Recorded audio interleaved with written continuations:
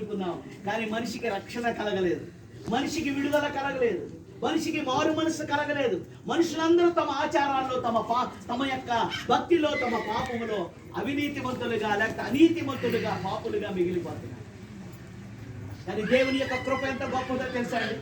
దేవుని ప్రేమ ఎంత గొప్పదో తెలుసా? ఈ యొక్క మధ్యాహ్నం కుమారుడు యేసుదాస్ మరణించినటువంటి లేక ఆయన ప్రభువులో నిద్రించినటువంటి ఈ సందర్భంలో కూడి వచ్చిన బంధువులు, ఇంటివారు, సంఘము, స్నేహితులు, బస్తీవాసులు అందరూ తెలుసుకోవలసినటువంటి ఒక పరలోకపు పరమ సత్యం ఏమిటి అంటే, మన భక్తి మనల్ని పరలోక రాజ్యానికి, దేవుని సన్నిధికి తీసుకుని వెళ్ళలేదు. దేవుడు ఎంత ప్రేమించాడు నిన్ను అంటే నువ్వు ఆశ్చర్యపోతావు. దేవుడు నన్నంత ప్రేమించాడా?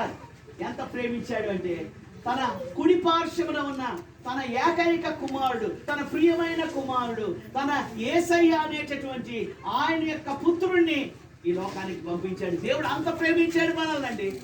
అందుకే బైబిల్ చెప్తుంది, దేవుడు లోకమును నమ్ముతావా అన్నమాట? నిన్నంత ప్రేమించాడు గనక తన కుమారుణ్ణి పంపించాడు. దేవదూతలు పాపం చేసినప్పుడు పంపించలేదు, కానీ మనము పాపం చేసినప్పుడు ఆయన తన కుమారుడిని పంపించాడు. ఆ కుమారుడు ఈ లోకంలోనికి వచ్చాడు. ఎవరు ఎప్పుడు దేవుణ్ణి చూడలేదు.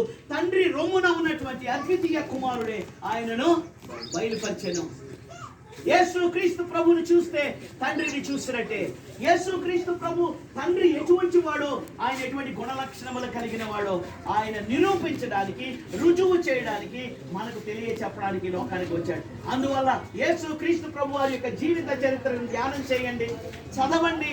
అది బైబిల్ గ్రంథం